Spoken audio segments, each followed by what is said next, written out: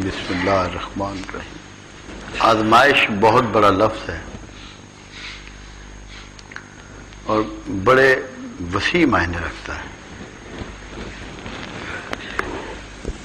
مگر ایک ہی بات سمجھ لیں، کیا کسی گائے بھینس بکری شیر کتا بلی چوہا چڑیا کی آزمائش ہے؟ نہیں ہے، اس لیے کہ ان کو شرف بھی حاصل نہیں۔ جب اللہ نے آپ کو اشرف المخلوقات بنایا تو آزمائش رکھ چھوڑی، اور جو لوگ اس درجے پہ فائز نہیں ہیں ان کی آزمائش بھی نہیں ہے۔ اللہ ان کو بھیڑ بکریوں سے تعبیر کرتا ہے۔ تو خیر و شر، حق و باطل، اچھائیاں و برائیاں، ماضی اور حال، جو لوگ اس کی تمیز رکھتے ہیں آزمائش بھی انہی کی ہوتی ہے۔ جو زیادہ بڑے ہوتے ہیں ان کی زیادہ بڑی آزمائش ہوتی ہے، جو بہت بڑے ہوتے ہیں ان کی بہت بڑی آزمائش ہوتی ہے۔ آزمائش کے لیول سے انسانوں کی مرتبت پہچانی جاتی ہے۔ یاد رکھیے گا، تاریخ میں جس کو جتنی بڑی آزمائش سے گزارا گیا، اللہ نے اس کو اتنا ہی صاحب مرتبت اور مقدس اور محترم ٹھہرایا۔ یہ یاد رکھیے گا۔ اسی لیے جیسے جیسے انسانی زندگی میں کلاسیں بڑھتی ہیں، امتحان بھی بڑھ جاتے ہیں، اور ایسا کبھی نہیں ہوا۔ اللہ نے، رسولوں نے، صوفیاء نے لوگوں کو نوازنے کے لیے آزمائش سے نہ گزارا۔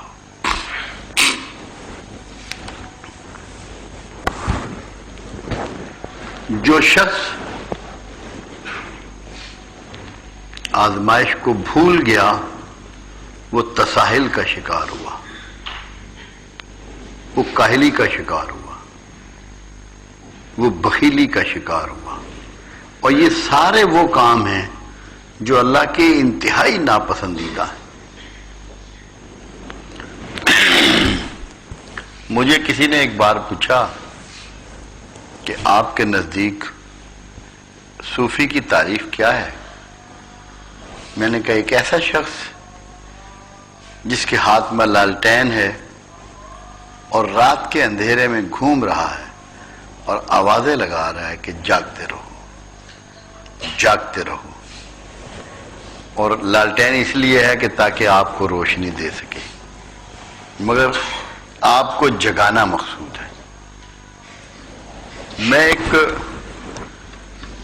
بزرگ سے ملنے کے لیے گجرات گیا، جعفر شاہ صاحب، وہ یہاں بھی 2 بار آئے، تو انہوں نے مجھے 2 باتیں کہیں، مجھے آج بھی یاد ہے، یاد نہیں ہے بلکہ یاد رہتی ہے۔ انہوں نے فرمایا غافل نہ ہونا، غافل نہ ہونا، ڈرتے رہنا۔ جو غافل ہو جائے، جس کے دل سے ڈر نکل جائے، آپ سمجھ لیں کہ اس کے ذہن میں نہ آزمائش ہے، نہ امتحان ہے، نہ جواب دہی ہے۔ جس کو جواب دہی کا تصور موجود ہے وہ انشاءاللہ آزمائش پہ پورا اترے گا۔ آزمائش بالکل اس طرح ہی ہے جیسے سونار سونے کو رگڑ کے چیک کرتا ہے کہ اس میں پیتل تو نہیں ہے، کھوٹ تو نہیں ہے۔ تکلیف پہنچانا مقصد نہیں ہوتا، اس کا کھوٹ نکالنا مقصد ہوتا ہے۔ آزمائش کا مطلب ہے کھوٹ کا نکال دینا۔ جب ریت میں سے نیاریے چھانٹ کر نکالتے ہیں تو سونا نکالتے ہیں. تو نمبر 2 مال کو سونے میں سے پیتل کو الگ کرنے کے لیے آزمائش. اگر آپ کا یقین کامل ہے، آپ کی سوچ کامل ہے، آپ کا ایمان کامل ہے، آپ کے راستہ درست ہے، پھر آزمائش ترقی کے لیے ہے. اور اگر یہ سب کچھ غیر درست ہے، اس میں سچائی نہیں ہے، حق نہیں ہے، ایقان نہیں ہے، ایمان نہیں ہے، تو یہی آزمائش سزا کے لیے ہے. آزمائش آپ کی ایمانی کیفیت سے اس کا مفہوم و معنی بدل جاتے ہیں. یہ بڑا نازک کام ہے.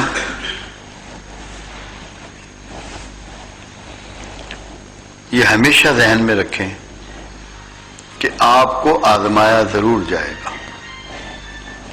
آپ لوگ بہت بڑے بڑے کاموں کے چکر میں پڑے ہوتے ہیں کہ شاید آپ کو لاکھوں کی ہیرا پھیری سے آیا جائے گا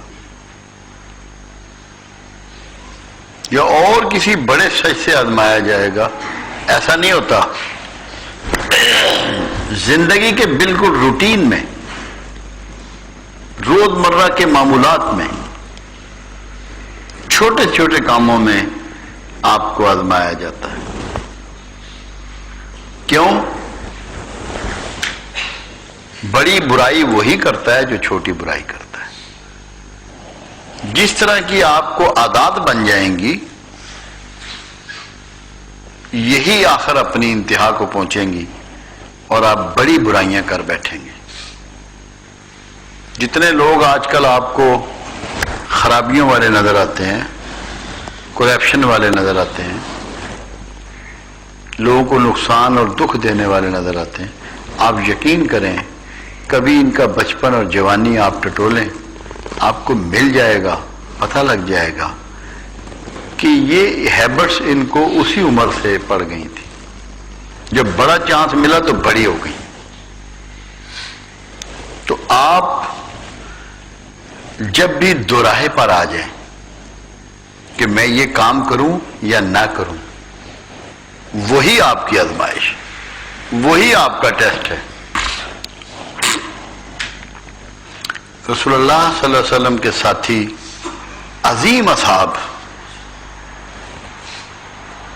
پریشان تھے کہ اللہ کی مدد نہیں آ رہی.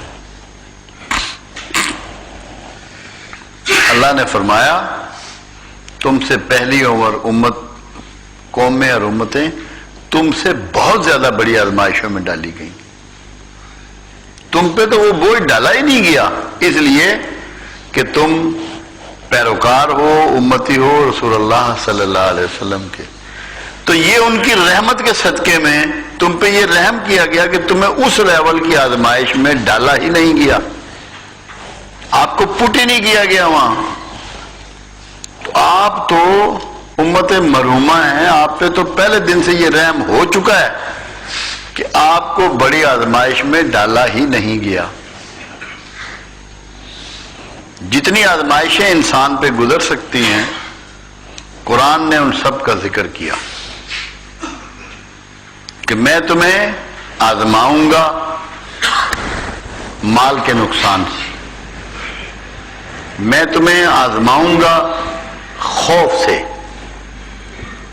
میں تمہیں آزماؤں گا عزت کے خوف سے، عزت کے نقصان سے، میں تمہیں آزماؤں گا تمہاری اولاد کے نقصان سے، میں تمہیں آزماؤں گا تمہارے اموال جن کو گھوڑے، زمینیں، کھیت، کھلیان، باغات سے، میں تمہیں آزماؤں گا جان کے نقصان سے.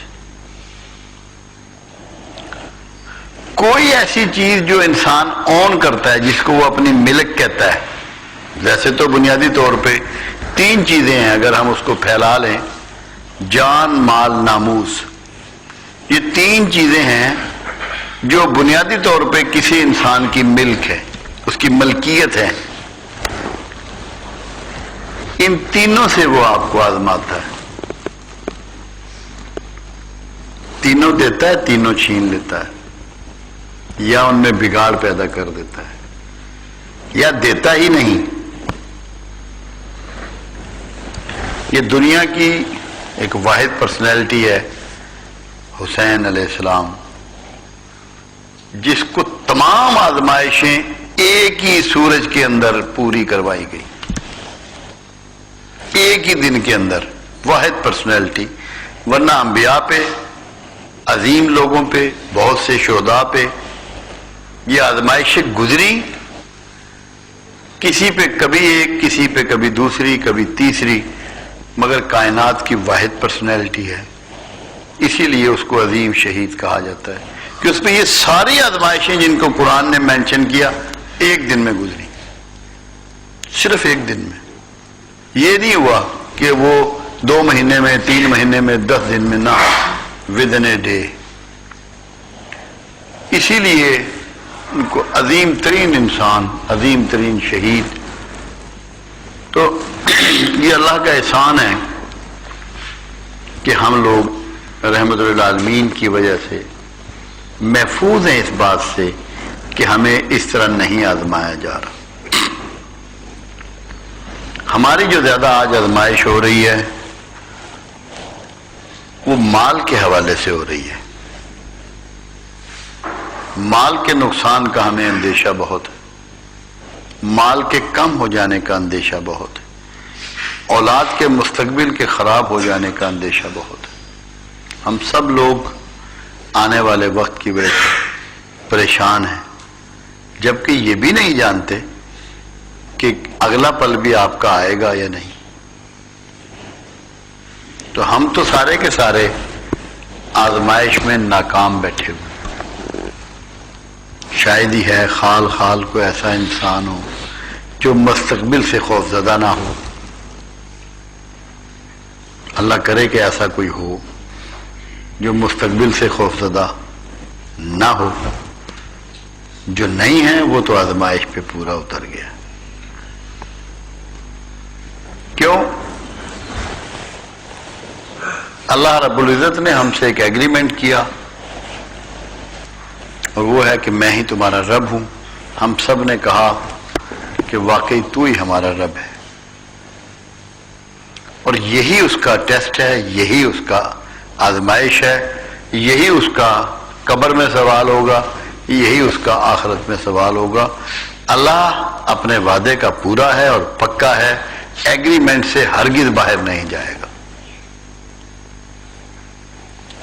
اس کے علاوہ آپ سے کچھ نہیں پوچھے گا کہ تمہارا رب کون ہے.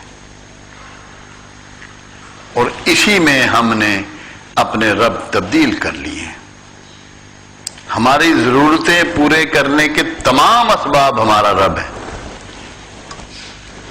ہمارے لیے مسبب الاسباب سے بہت زیادہ امپورٹنٹ ہیں اسباب. ہم اپنے اس ایگریمنٹ میں ہار چکے ہیں، شکست کھا گئے، آزمائش پہ پورا نہیں اتر رہے.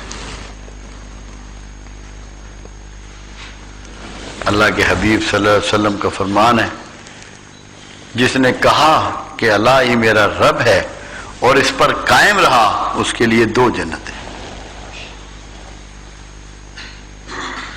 صرف کہنے سے نہیں، قائم ہونے سے. اگر آپ رب کہہ کے اس بات پر قائم ہیں تو ہر آزمائش میں پورے ہیں، اور رب کہتے ہیں اور بھروسہ اسباب پہ کرتے ہیں تو آپ ناکام لوگ ہیں، آزمائش میں پورے نہیں ہیں. جس کو یہ خواہش ہے، جس کو یہ آرزو ہے کہ آزمائش میں پورا ہو جائے، اس کے لیے صرف ایک راستہ ہے، اور صرف ایک راستہ ہے کہ الہ کو اپنا رب بنا لے. اسباب پہ بھروسہ کرنے کے بجائے مسبب الاسباب پہ بھروسہ کر لیں. میں یہاں ایک بات آپ کو سنانا چاہوں گا، اس سے آپ کو شاید زیادہ اندازہ ہو جائے گا اپنی ذمہ داری کا. ایک شخص تھا اور کسی گرو کے پاس اس کے خدمت کر رہا تھا، اس سے سیکھ رہا تھا، سیوا کر رہا تھا۔ کچھ عرصے بعد اس نے کہا اب مجھے کچھ عطا کر دو تو میری بات بن جائے، کوئی روحانیت مل جائے، جیسے وہ ہمارے یہاں کہتے ہیں نا 12 سال بعد، یہ 12 کا لفظ بھی انہی سے نکلا ہے۔ انہوں نے کہا اچھا پہلے تو ایسا کر کہ جو ہمارا مہاراجا ہے، کنگ ہے، اس کے ہاں چلا جا، میرا کہو کہ گرو نے بھیجا ہے، اور جو وہ تجھے سمجھائے اس کو سمجھنے کی کوشش کر۔ وہ بڑا حیران کہ سیکھنی روحانیت ہے اور جانا مہاراج کے پاس ہے، یہ کیسے؟ کہ بادشاہ کا کیا تعلق ہے روحانیت سے، صوفیزم سے، گیان دھیان سے، تپسیا سے؟ وہ آ گیا بادشاہ کو، اس نے بتایا کہ گرو نے بھیجا۔ اس نے کہا اچھا۔ انہوں نے کہا بھائی ہم آج کل مصروف ہیں بہت، اور کیونکہ ہمارا اینول سیشن ہونے والا ہے، کون کا جلوس نکلتا تھا بہت بڑا، اس کی تیاری میں لگے ہوئے ہیں، تم آرام کرو۔ تو 10-12 دن بعد وہ ان کا جلسہ جلوس تھا، بہت زیادہ رتھ اور گھوڑے اور ہاتھی سارے انہوں نے تیار کیے گئے۔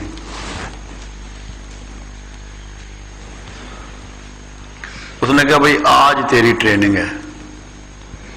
انہوں نے کہا تو نے باہر چلنا ہے اور ہاتھی، گھوڑے، خچر، اونٹ، بکریاں، جو جو سجاوٹ ہوگی اور جس طرح جلوس نکلتے ہیں، تو نے شام کو مجھے بتانا ہے کہ تو نے کیا کیا دیکھا، مگر تیرے سر پہ ایک دودھ کا بھرا ہوا پیالہ رکھا جائے گا، اگر اس میں سے ایک قطرہ دودھ بھی گرا تو تیری گردن شام کو اڑا دی جائے گی۔ وہ دودھ کا پیالہ اس کے سر پہ رکھ کے اس کو کھڑا کر دیا گیا باہر، وہ جلسہ جلوس دیکھنے کے لیے۔ شام کو جب بادشاہ نے پوچھا ہاں بھائی کیا کیا دیکھا، انہوں نے کہا مہاراج کچھ بھی نہیں دیکھا، ایک ہی دھیان رہا کہ ایک قطرہ دودھ کا نہ گر جائے کہیں۔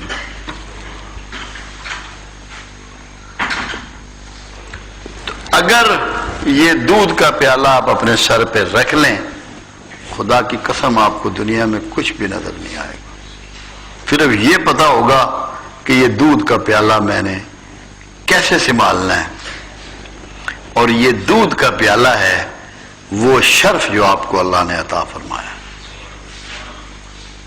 کہ اگر یہ پتہ لگ جائے کہ میں نے اپنے اس شرف کو کیسے قائم رکھنا ہے، تو یقین کر لیں آپ اس کائنات کی ہر چیز سے بے بہرا اور اندھے ہو جائیں گے۔ اس میں رہیں گے ضرور، آپ کا دل اس میں نہیں ہوگا۔ جیسے اللہ کے حبیب فرماتے تھے کہ میں سوتا ہوں مگر میرا دل نہیں سوتا، صرف میری آنکھیں سوتی ہیں۔ پھر آپ کی آنکھیں سویا کریں گی، آپ کے دل نہیں سوئیں گے، اور جس کا دل جاگ رہا ہو ہر آزمائش میں پورا اترتا ہے۔ اللہ آپ کا اور میرا حامی و ناصر۔